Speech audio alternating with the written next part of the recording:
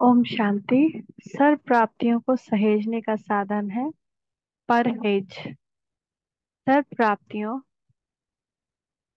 और शक्तियों का सहज अनुभव कराने वाले रूहानी पिता शिव बोले, अपने को मास्टर ऑल माइटी ऑथोरिटी समझते हो। मास्टर यानी ऑल माइटी ऑथोरिटी, पूरी दुनिया की ऑथोरिटी किसके हाथ में? बाबा के हाथ में। तो मास्टर ऑल माइटी ऑथोरिटी यानी पूरा दुनिया कर लो मुट्ठी में। बाप पूछते हैं, अपने को मास्टर ऑलमाइटी अथॉरिटी समझते हो? बाप द्वारा जो सर्व शक्तियों की, सर्व नॉलेज की, स्व पर राज्य करने की और विश्व पर राज्य करने की अथॉरिटी मिली है, उस अथॉरिटी का कहाँ तक स्वरूप में लाया है। से पहले स्व पर राज्य, मन बुद्धि कर्म इंद्रियों पर राज्य। इधर नहीं भटकना तो नहीं, उधर नहीं जाना तो नहीं, वो फिर सारे विकारों पर राज्य, सर्व शक्तियों पर राज, सर्व नॉलेज का अधिकारी, और वही फिर लास्ट में विश्व अधिकारी। यह रूहानी नशा निरंतर बुद्धि में रहता है। सारे दिन के अंदर स्व पर राज्य करने की अथॉरिटी कहाँ तक प्रैक्टिकल में रहती है, चेकिंग करते हो। नॉलेज की अथॉरिटी से पावरफुल स्वरूप कहाँ तक रहता है। सर्व प्राप्त हुई शक्तियों की अथॉरिटी माया जीत व प्रकृति जीत बनने में कहाँ तक प्रैक्टिकल में अनुभव होती है। तो माया जीत भी बनना है और प्रकृति जीत भी बनना है। प्रकृति यानी प्रकृति का कोई भी पराय, बाहर से या अंदर से, तो उस पे भी विजय पा सके हम योग से। जब जिस शक्ति द्वारा जो कार्य कराना चाहो वही कार्य सफलता रूप में दिखाई दे, ऐसे ऑथोरिटी अनुभव करते हो। बेहद का बाप सभी बच्चों को आप समान ऑल माइटी अथॉरिटी बनाते हैं। तो बाप समान बने हो, कहाँ तक बने हैं ये चेकिंग करना आता है। कई बच्चे बाप दादा से रूह रिहान करते हुए यह एक बात बार बार करते कहते हैं कि चेक करते हैं, लेकिन अपने को चेंज नहीं कर पाते। जानते हैं, मानते हैं और सोचते हैं, लेकिन कर नहीं पाते हैं। जानना, मानना और सोचना भी है, लेकिन वो प्रैक्टिकल में उसको कर्म में नहीं है। युक्ति चलाते हैं लेकिन मुक्ति नहीं पाते हैं, तो उसके लिए क्या करें। तो ऑल माइटी अथॉरिटी बनने में जो जो विघ्न आता है, उसके लिए युक्ति भी चलाते हैं लेकिन मुक्ति नहीं कर पाते। तो बाबा पूछ रहे उसके लिए क्या करें। इसका कारण एक छोटी सी भूल, गलती व भूल है, जो कि इस भूल भुलैया के चक्कर में लाती है। वो क्या? कैसे हम भूल भुलैया में आ जाते हैं ना। किसी को कोई कष्ट हुआ, तुम सोचते हो ओ क्या हो गया, क्या हो गया। ये एक भूल भुलैया है, ये दुनिया, ये दर्द भी एक भूल भुलैया है, क्योंकि ये मन करवाता है। मन आत्मा एक नहीं है। मन आत्मा का एक साधन है। जैसे हमारी एक कर्मेंद्रियां, आंख और आत्मा एक नहीं है, ऐसे आत्मा का जो कर्मेंद्रिय है वो मन है।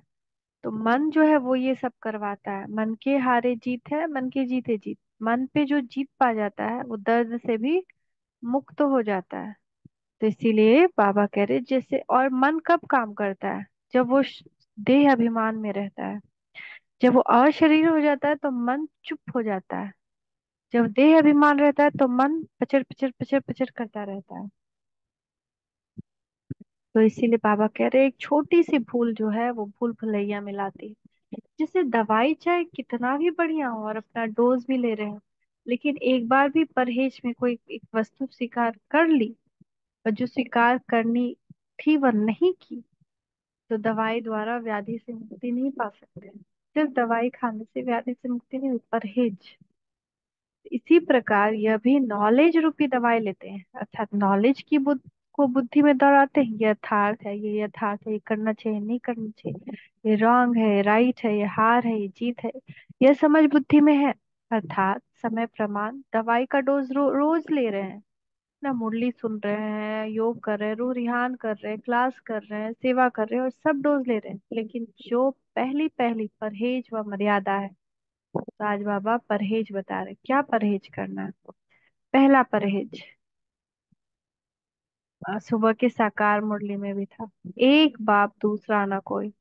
बुद्धि में सिर्फ यही रहे, मेरा सिर्फ एक बाबा है और कोई नहीं है। इस स्मृति में और समर्थी में रहना, यह मूल परहेज निरंतर नहीं रह करते हैं। और ही कहीं ना कहीं अपने को यह कहकर धोखे में रखते हैं कि मैं तो हूं ही शिव बाबा का, मेरा है ही कौन। लेकिन प्रैक्टिकल में ऐसा स्मृति स्वरूप हो जो संकल्प में भी एक बाप के सिवाय दूसरा कोई व्यक्ति, वैभव, संबंध, संपर्क व कोई साधन स्मृति में न है, यह है कड़ी अर्थात मुख्य परहेज। इस परहेज में अलबेले होने के कारण, मन मत के कारण अपनी मर्जी चला लेते हैं उसमें, वातावरण के प्रभाव के कारण, संग दोष के कारण निरंतर नहीं रह सकते। जितना अटेंशन देना चाहिए उतना नहीं देते हैं, अल्पकाल के लिए फुल अटेंशन रखते हैं, जैसे सुबह सुबह रखा, फिर धीरे धीरे फुल खत्म हो जाता है, अटेंशन हो जाता है, उसके बाद अटेंशन अनेक प्रकार के टेंशन में चला जाता है। परिस्थितियों व परीक्षाओं के वश अटेंशन बदलकर टेंशन का रूप हो जाता है। इसी कारण जैसे स्मृति बदल जाती है तो समर्थी भी बदल जाती है, यानी उसके बाद हमको कुछ भी अफेक्ट कर देगा। ऑल माइटी अथॉरिटी के बदले माया के वशीभूत होने के कारण वशीकरण मंत्र काम नहीं करता, अर्थात युक्ति मुक्ति नहीं दिलाती, और फिर चिल्लाते कि चाहते भी हैं फिर क्यों नहीं होता। तो मूल परहेज चाहिए, इस एक बात पर निरंतर अटेंशन रखो। दूसरी परहेज, पहली परहेज एक बात बुद्धि में बस रहे, दूसरा और कोई नहीं, वो दिल से स्वीकार करना, दिल से प्रेम, दिल से रियलाइजेशन कि मेरा और कोई है ही नहीं, ये दुनिया एकदम खत्म हुई पड़ी है, सारा एक रोल है, बस मेरा एक बाबा है। दूसरा परहेज, बाबा ने तो अधिकार दिया है अपने आप का मालिक बनने का, वह रचयितापन का, लेकिन रचयिता बनने के बजाय स्वयं की रचना अर्थात देह समझ लेते हैं, स्वयं को रचना समझ लेते हैं, देह समझ लेते हैं। जब रचयितापन भूलते हो तब माया अर्थात देह अभिमान तुम रचयिता के ऊपर रचयिता बनती है, अर्थात अपना अधिकार रखती है, रचयिता पर कोई अधिकार नहीं कर सकता। विश्व के मालिक के ऊपर कोई मालिक नहीं बन सकता, माया के आगे रचना बन जाते हो और अधीन बन जाते हो। तो इस मालिकपन की, अधिकारीपन की स्मृति स्वरूप रहने की परहेज निरंतर नहीं करते हो। तीसरी परहेज, बाप द्वारा सबके ट्रस्टी बने हो, इस तन के भी ट्रस्टी हो, मन अर्थात संकल्प के भी ट्रस्टी, लौकिक व अलौकिक जो प्रवृत्ति मिली है उसमें भी ट्रस्टी हो, लेकिन ट्रस्टी के बजाय गृहस्थी बन जाते हो। गृहस्थी की दुर्दशा का मॉडल आप बनाते हो। कौन सा मॉडल बनाते हो? जो सभी तरफ से खिंचा हुआ रहता है। दूसरा, गृहस्थी को गधे के रूप में दिखाया, अनेक प्रकार के बोझ दिखाए गए, ऐसा मॉडल बनाते हो ना। जब गृहस्थी बन जाते हो तो मेरेपन के अनेक प्रकार के बोझ हो जाते हैं। सबसे रॉयल रूप का बोझ है, वह मेरी जिम्मेदारी है, इसको तो निभाना ही पड़ेगा। और कोई गृहस्थी ही अपनी कर्म इंद्रियों के वश हो, अनेक रस में समाये हुए समय गवाने के गृहस्थी तो बहुत है।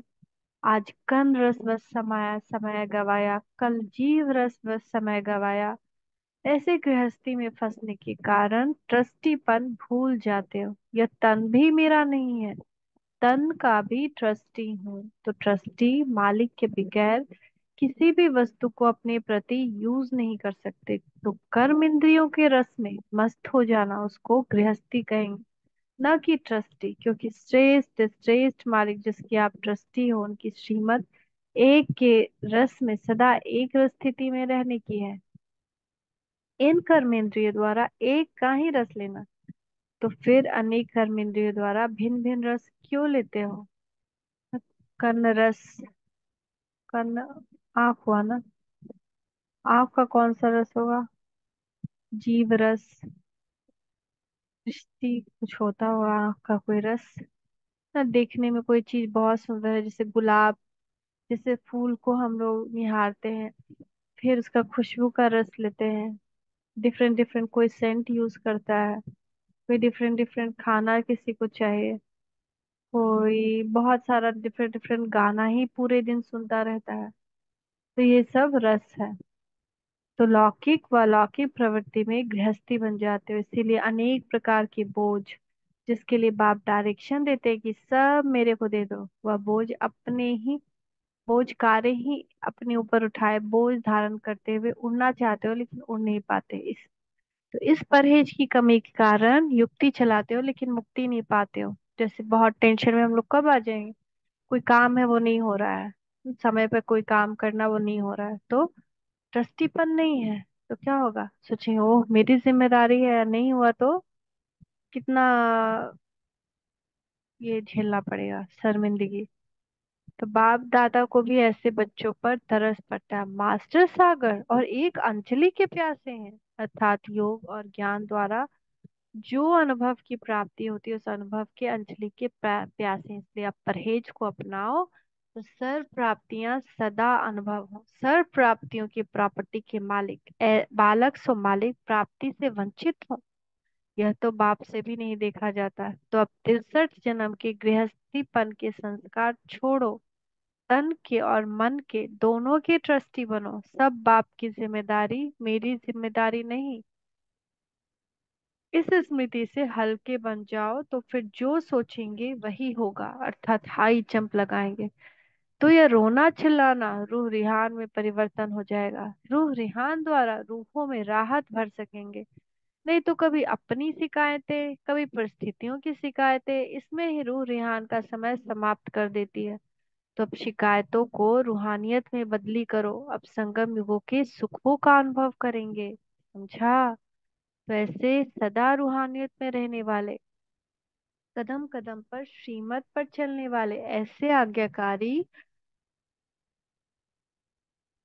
फरमान बदार, हर फरमान को स्वरूप में लाने वाले, ऐसे बाप की प्रिय ज्ञानी तू आत्माएं और योगी तू आत्माएं बच्चों को बाप दादा का याद कर और नमस्ते। अच्छा, ओम शांति। हम बच्चों का भी मीठे मीठे बाप दादा को याद कर गुड मॉर्निंग, नमस्ते बाबा, नमस्ते, शुक्रिया बाबा, शुक्रिया। इस मुरली का सार, कई बच्चों की बाप दादा से ये शिकायत है कि कुछ जानते मानते और सोचते हुए भी कर क्यों नहीं पाते हैं, सर्व प्राप्तियों को अपने जीवन में अनुभव क्यों नहीं कर पाते हैं। इसका कारण यह है कि ज्ञान औषधि का सेवन करने के साथ साथ धारणाओं रूपी परहेज नहीं रखते, अर्थात ईश्वरीय मर्यादा में नहीं रहते हैं। दूसरा, पहली परहेज, एक बाप दूसरा ना कोई को भूल, दूसरा कोई व्यक्ति वैभव संबंध संपर्क या साधन अपना लेते हैं। दूसरी परहेज, स्वयं को रचयिता अर्थात आत्मा समझने के बजाय रचना अर्थात देह समझ लेते हैं। तीसरी परहेज, ट्रस्टी के बजाय गृहस्थी बन जाते हैं। तो अब परहेज को अपनाओ और शिकायतों को रूहानियत में बदली करो तो संगम युग के सुखों का अनुभव कर सकेंगे। ओम शांति, ओम शांति, ओम शांति।